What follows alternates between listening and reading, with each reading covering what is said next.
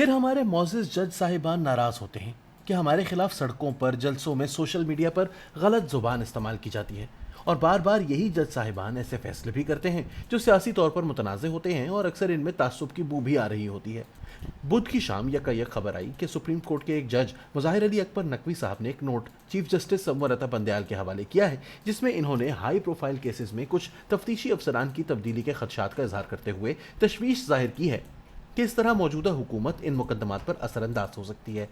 ان کو یہ خوف اس لیے کھایا جا رہا تھا کہ گزشتہ چند روز میں انہوں نے ٹی وی اور سوشل میڈیا پر ایسی کچھ باتیں سنی تھیں۔ انہوں نے نوٹ میں تو ایسی کوئی بات نہیں لکھی، لیکن یہ بات قابل ذکر ہے کہ سوشل میڈیا اور ٹی وی پر عمران خان کی اس تقریر کا بھی کافی چرچا رہا ہے، جس میں انہوں نے ایف آئی اے کے سابق تفتیشی افسر کے رواں ہفتے لاہور میں عارضہ قلب سے انتقال کر جانے کا الزام موجودہ حکومت پر لگا دیا تھا۔ اس کی نہ تو کوئی ایف آئی آر ان کے خاندان نے درج کروائی، نہ ہی کسی نے کسی پر شک کا اظہار کیا، بس خان صاحب نے جلسے میں کہہ دیا اور بہت سے لوگوں نے یقین کر لیا۔ بارہ دیگر عرض ہے کہ معزز جج صاحب نے اپنے نوٹ میں ایسا لکھا نہیں، لیکن اسی رات چیف جسٹس نے بھی ان کے خدشات کو اہمیت دیتے ہوئے فوری طور پر سو موٹو نوٹس لینے کے بعد اگلا دن اس سماعت کے لیے مقرر کیا تو ایف آئی اے افسر کی وفات کا ذکر بھی ججز ہی کی جانب سے سامنے آیا۔ سو موٹو نوٹس میں چنبھے کی تو نہیں، لیکن دلچسپی کی بات یہ ضرور ہے کہ اس میں ایک جج صاحب تو خود چیف جسٹس تھے۔ جسٹس نقوی جو کہ پہلے ہی نوٹ لکھ کر اپنا مائنڈ بتا چکے ہیں، وہ بھی اس بینچ کا حصہ بنا دیے گئے۔ یاد رہے کہ موصوف اس بینچ میں بھی شامل تھے جس نے جنرل پرویز مشرف کے خلاف خصوصی عدالت کا فیصلہ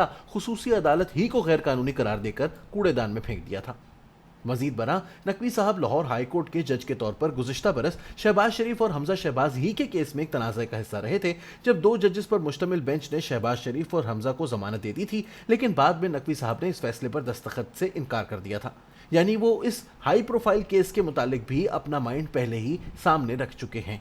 لیکن اس بینچ کے ایک جج اور بعد ازاں 3 ججز کے ایک اور بینچ نے یہ ضمانت منظور کی تھی۔ ان 4 ججز کے بھی دلائل سامنے آئے ہی تھے کہ کیوں ان کے نزدیک قریب 3 سال سے جاری کیس میں کوئی پیش رفت نہ ہونے کے باعث وہ ملزمان کی ضمانت منظور کر رہے تھے، مگر جسٹس نقوی کو اس بینچ کا حصہ بھی بنا دیا گیا ہے۔ پھر اس بینچ میں جسٹس احمد علی مظہر بھی شامل ہیں، جن کے سپریم کورٹ میں آنے پر سندھ بار کی جانب سے شدید احتجاج کیا گیا تھا کیونکہ یہ سینئر ترین جج نہیں تھے اور سپریم کورٹ نے روایات کا پاس نہ کرتے ہوئے ان کو سپریم کورٹ میں ایلیویٹ کر لیا تھا۔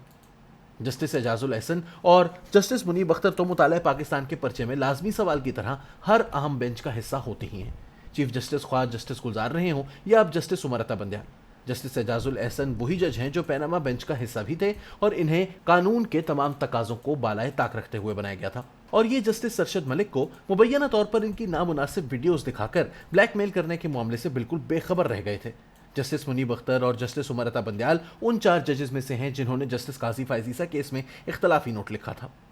یہ تو تھی بینچ کی تشکیل۔ اب ذرا سپریم کورٹ کا ماضی کا کردار دیکھ لیجئے کہ اب سے چند ماہ قبل تک اس ملک میں جس دیدہ دلیری سے ان تمام اداروں کو سیاسی مخالفین کو جیلوں میں ڈالنے اور زبانیں بند کروانے کے لیے استعمال کیا جاتا رہا، اس پر تو سپریم کورٹ نے کوئی نوٹس نہ لیا۔ سابق ایف آئی اے سربراہ بشیر میمن نے دعویٰ کیا کہ ان کو عمران خان نے سیاسی مخالفین کے خلاف کیسز بنانے کے لیے دباؤ ڈالا، سپریم کورٹ خاموش رہی۔ انہوں نے الزام لگایا کہ عمران خان حکومت نے ان پر جسٹس قاضی فائز عیسیٰ کے خلاف کارروائی کے لیے دباؤ ڈالا۔ برادر جج کے خلاف ہونے والی مبینہ سازش کے اس انکشاف کے باوجود سپریم کورٹ کے کانوں پر جوں تک نہ رینگی۔ نیب کے سربراہ کی سر سے پاؤں تک چومنے والی ویڈیو سامنے آئی، عدالت خاموش رہی۔ ارشد ملک کے معاملے پر اس وقت کے چیف جسٹس آصف سعید کھوسہ نے کہا کہ ہمارے سر شرم سے جھک گئے ہیں، لیکن کیا کریں کہ معاملہ نچلی عدالتوں کا ہے۔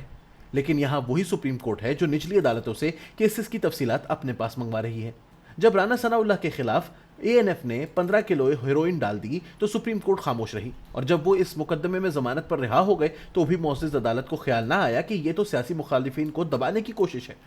وہ جج جو رانا ثناء اللہ کی ضمانت لینے والے تھے، ان کا ایک واٹس ایپ پیغام کے ذریعے تبادلہ کر دیا گیا۔ سپریم کورٹ کو مقدموں پر اثر انداز ہوتا ہوا کوئی دکھائی نہ دیا۔ یہ وہی سپریم کورٹ ہے جس نے عمران خان کے بنی گالا میں غیر قانونی محل کا معاملہ سامنے آیا اور اس میں عمران خان کی جانب سے جھوٹا کاغذ پیش کرنا ثابت ہو جانے کے باوجود اس پراپرٹی کو ریگولرائز کرنے کا اختیار خود عمران خان کو سونپ دیا تھا۔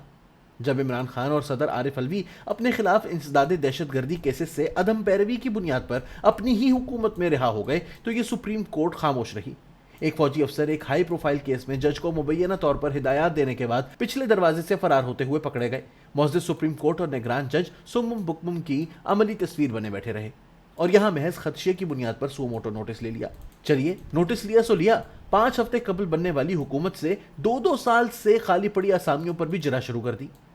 हैरत इस बात पर होती है कि इस सब के बावजूद हमारे मोअज़्ज़िज़ जज साहिबान नाराज होते हैं कि इन्हें सियासी तौर पर मुतनाज़ा क्यों समझा जाता है। मिलॉर्ड, आखिर कोई वजह है कि पाकिस्तानी निज़ाम इंसाफ दुनिया में 139 में से 130वें नंबर पर आता है।